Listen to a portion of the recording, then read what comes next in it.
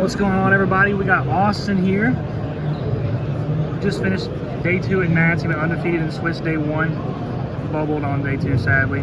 But unfortunate. did you have a good weekend? Oh, absolutely. The weekend was fun. Venue's great. City's pretty cool. We went out a couple times. Had this dope pizza place down the road. Yeah, the city's been good, except for the floods.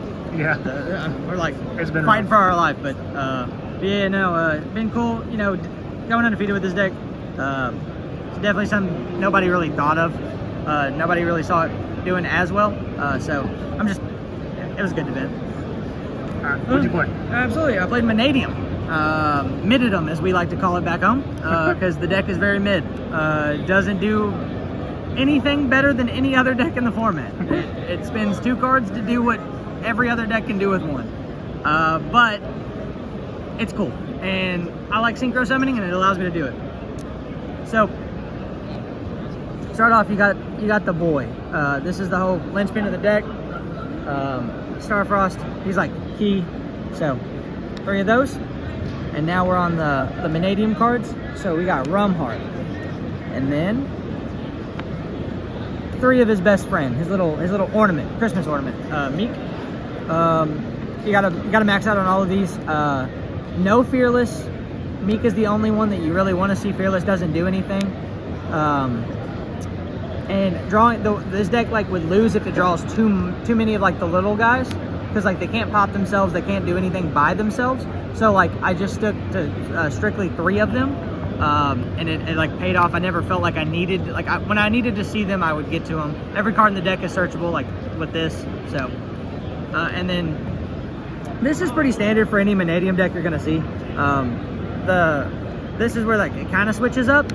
I played 3 Rykard.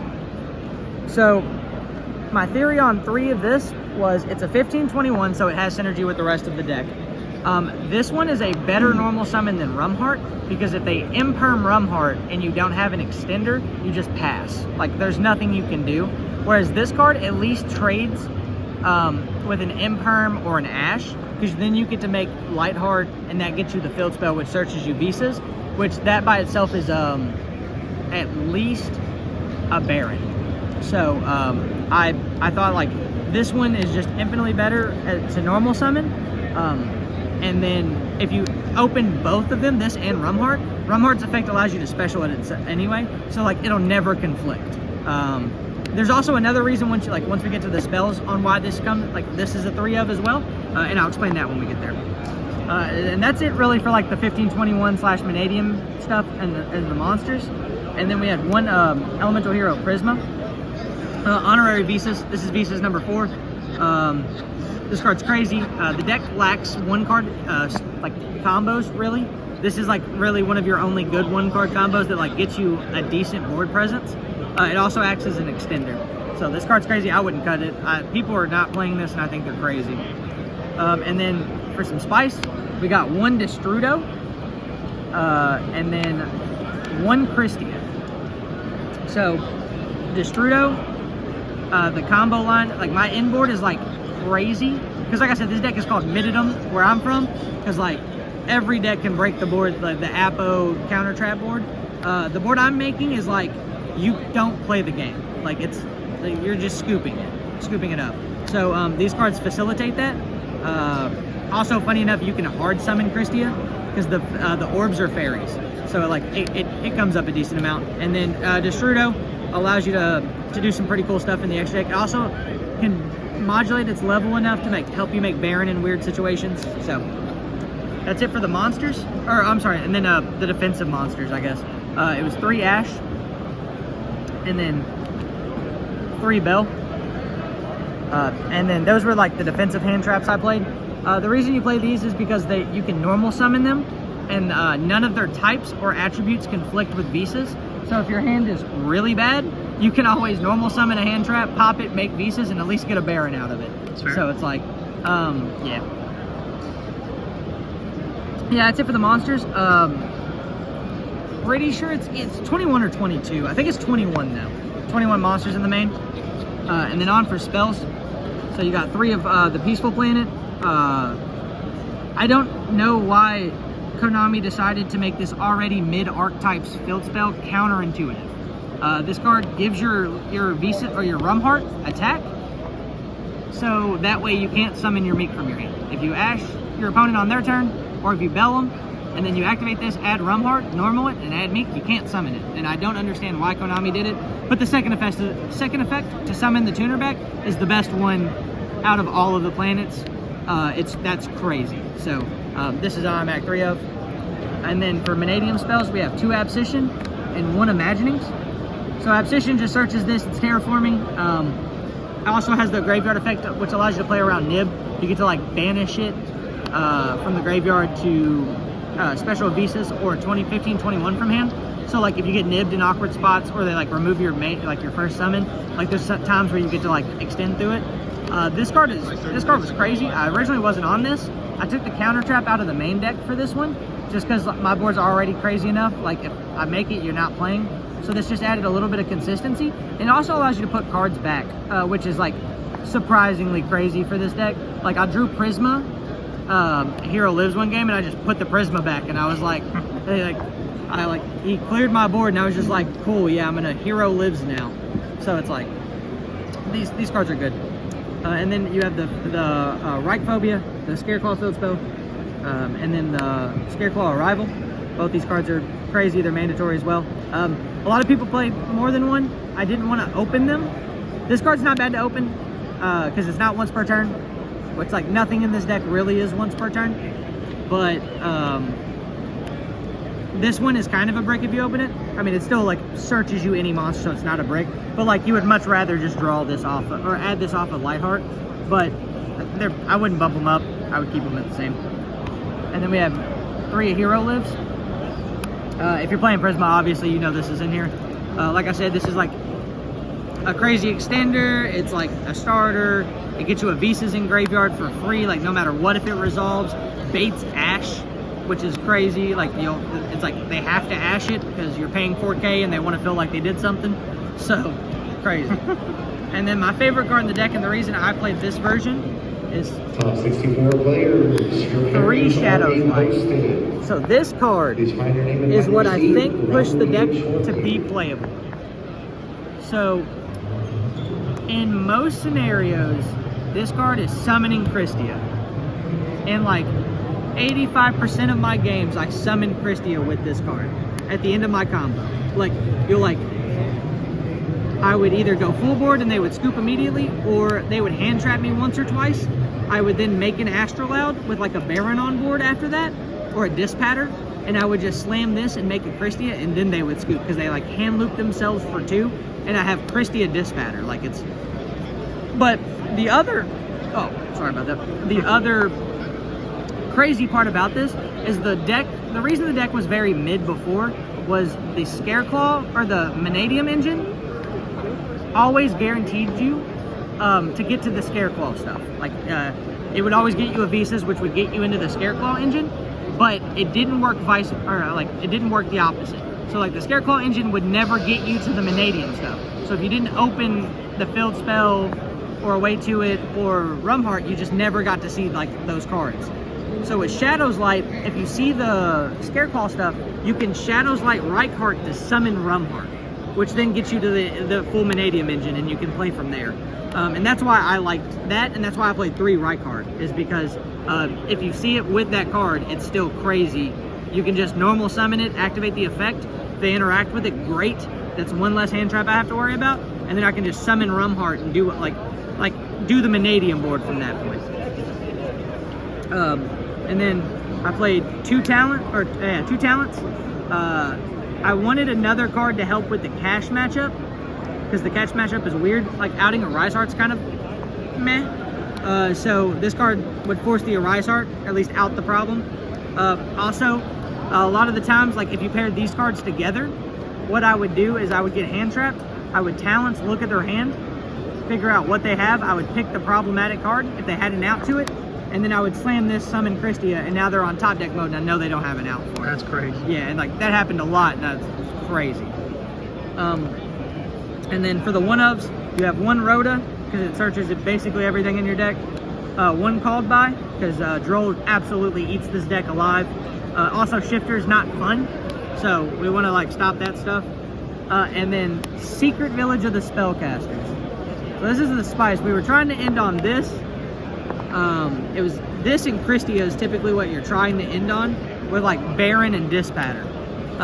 And like you'll see how we get it in the extra deck, but like this card is just an auto win. Like all the runic cards or the runic decks, they don't play hand traps. They play like, and if they do, it's like Ash, it's low impact ones. They play a bunch of board breakers. The format's like post side, a lot of board breakers come in.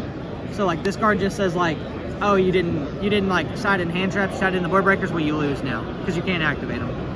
And that was it for the spells. It's 19 spell cards, and then because I played 43, and the last 3 were imperm because again I was at 40 and I was like I want another card that beats a rise, doesn't play into talents, and is like universally good. And this card was like crazy every time I saw it today. So that's the main deck. Like I said, 43 cards. I don't think there's very much I would change about the main deck. It performed well. I liked everything I had. Yeah, I mean, post Dune, obviously things change because we get new cards and the counter trap and stuff will go in. But until then, this main feels fine. So on to the extra deck. So first, I'll go over the synchros. We played Muddy Mud Dragon. So this card allows you to get into the Secret Village line because you'll go Muddy Mud.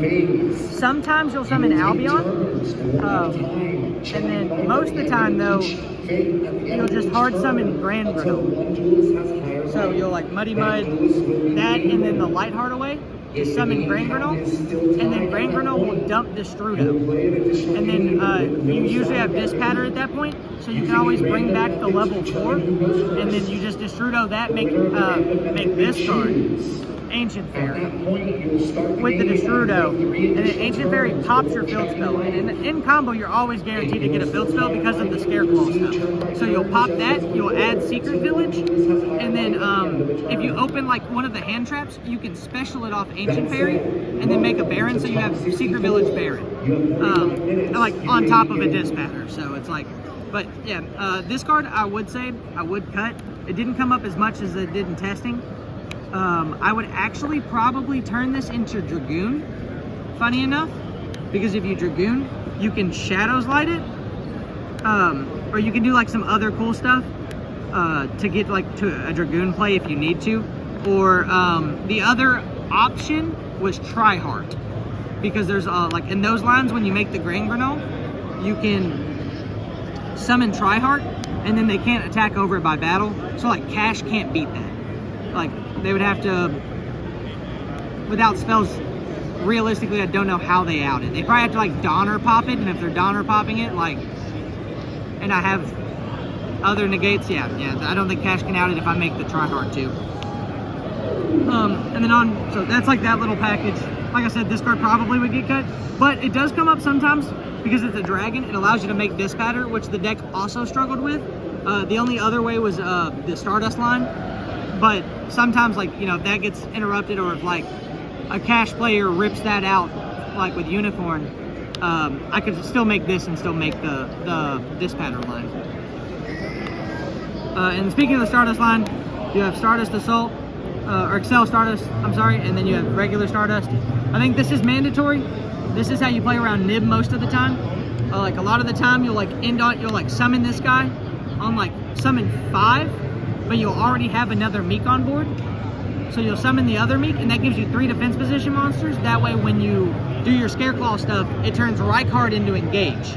You just add the Revival spell, draw a card, guaranteed. And then if they nib you, you can just chain it, make the Dispatter, and then after that it doesn't matter because you can make Astrolaud and then bring a guy back.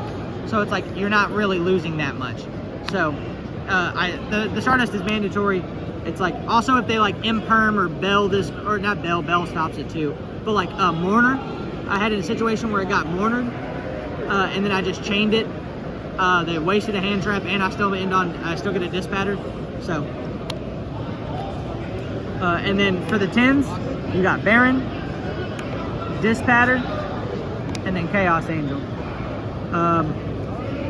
These are the two you're making all the time. This card comes up situationally. The cool part about my deck is, like, again, with board breakers being very prevalent, like talents and thrust are crazy cards. So there's a lot of cards in my deck that I can just like summon and I go. And then they just can't do anything about them. Like there was a game where like I kind of bricked. I made like Chaos Angel and Baron, and I like against Cash, and like he like activated like 4 cards to try and get me to Baron it, and I was just like, you can never beat my Baron. I was like, you just like lose. Like they just can't affect. And then like next turn I'll get to pop and I'll play on my turn and kill you. Same with like the Christia stuff. Like you don't. The only time you're ever going to use this if you have like the Christia on board is like when they play something to threaten the Christia. Because I'm not trying to play into like talents or thrust or anything like that. But yeah.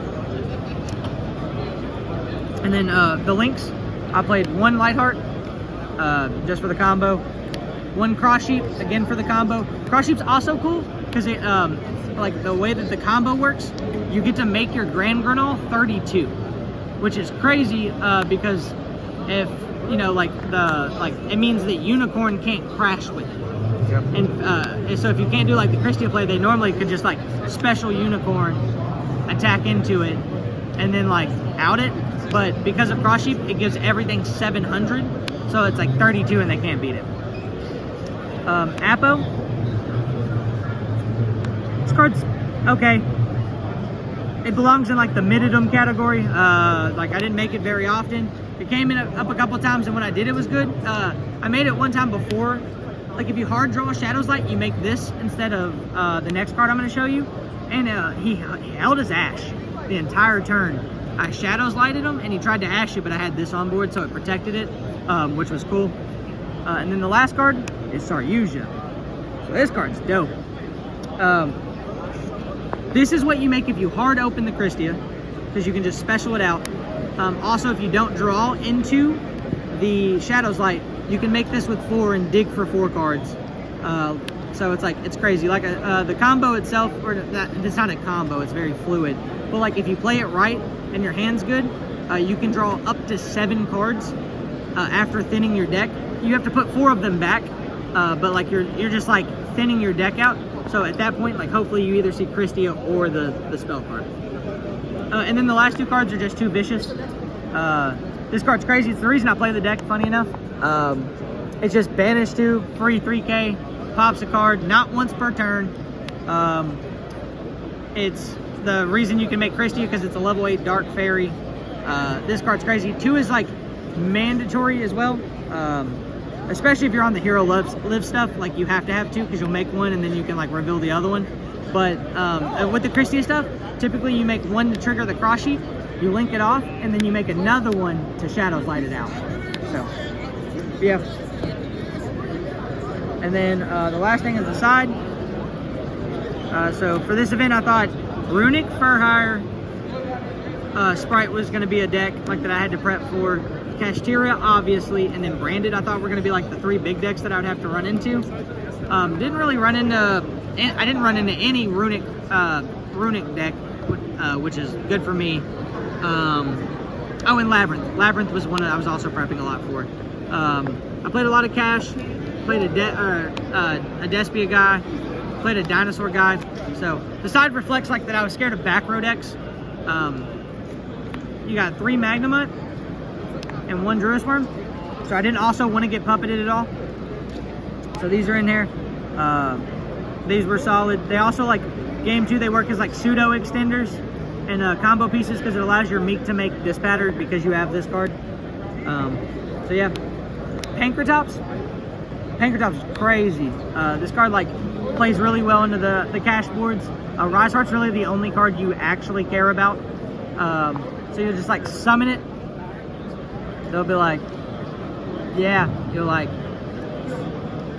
tribute for cost, pop your Rise Heart, and it's just like, it's so valuable into like all of any deck that sides Floodgates. Like a lot of decks will like put in like Tikaboo. No, Tikaboo doesn't hurt this deck, but they'll put in like Gozen specifically, or like anti-spell and stuff. And this is just a monster card out to it. And worst case scenario, if like they brick and they like set a monster, or they like semi-end on a board, you can special it, and it's like an extender because it's an Earth dinosaur, so you can pop it with visas if you need. It's a level 7, so like you can like special it, normal hand trap if you have it, and then make Baron with it. It's like there's a lot of cool lines with it, but it's all mainly in there. It's just like this card's broken. 1 Harpies for back row decks. 2 Cosmic for back row decks as well. I felt like this was right, the 2 Harpies, or 2 Cosmic, 1 Harpies. It felt fine. And then 3 Dark Ruler. I don't really love this card because like my deck can kill you. I can make Astrolaud. So like on the crackback, if your board's like not unbreakable, I can like typically put up game through your board if I can play. But I was testing a lot in my with my group, and one of them was on like Rika, and just won nationals. So I was like, that deck's gonna get a big bump in popularity. And you cannot beat Rose Whip, Regulus, Con, Tribute 7 of your guys. Like, it's just not possible. No deck can play through that shit without this card. So yeah, I put it in there for that. It also helps with the cash matchup. And funny enough, I played Patrick Hoban last round of day 1, and his version of the deck is also really cool, the Kashtira stuff. But I hand trapped him twice. I double impermed him, and he still ended on like Dispatter, Omega, Vicious, and Cross Sheep. And I had 3 cards in my hand, and he ripped 1, brought the Omega back. And I thought he was gonna rip another card, but he ended up not. And my hand was Dark Roller Meek. And I top decked Visas, and the only reason I was able to win was because I got to Dark Roller his board, so he couldn't Omega me. Super cool. But I think this card's also just like mandatory right now. There are decks in here that like put up boards where you just can't play. So, and then 3 evenly. Again, trap decks are terrifying. I don't want to like. If you set 4 and pass against me, I'm crying. So I just wanted a blowout card against that. It was good. I saw it a couple times. Didn't really play it. I played 1 Labyrinth today, so it didn't really come up. But yeah, this card's good too, though. And then the last card I sided was the reframing. So I didn't want to main it because it doesn't help you combo. And like I said, I'm ending on Secret Village, Christia, or like both of them, or one of the other. So it's like I don't really need this. And I don't want to like brick on it, so I just decided like drawing this card is like going second is like a death sentence. But yeah, that's the deck. Hopefully, I'm sad that I didn't get to be on stream and show you like what the deck can do. Deck's super cool, but yeah, it's You did great. yeah. I tried. We were out here fighting for our lives. You did good, brother. Yeah. You got any shout-outs you want to do? Oh yeah, absolutely. Shout out to Goo, obviously. My boy Isaiah. Shout out to TTD, where I worked through the decades in Louisville, Kentucky. Shout out to all my boys I test with: Joe Gold, Elijah Green, Eric Worth, Eric Horner, Joe Palazzo, Clifton Land. Elijah and Clifton are in Top Cut right now, fighting for their lives. So shout out to my boy Rain, my best friend. We love Rain. Yeah, absolutely. The OG. Shout out to Kai. Kai the boy. Yeah, Kai the boy too. We theoried a little bit. He helped me with the deck as well. Everyone who like gave me input and stuff, like the entire TTD crew. Shout out to Dula Cypher, Tyler Young as well. Also the boy. Yeah, exactly. So yeah, shout out to them. And Konami for hosting a dope event.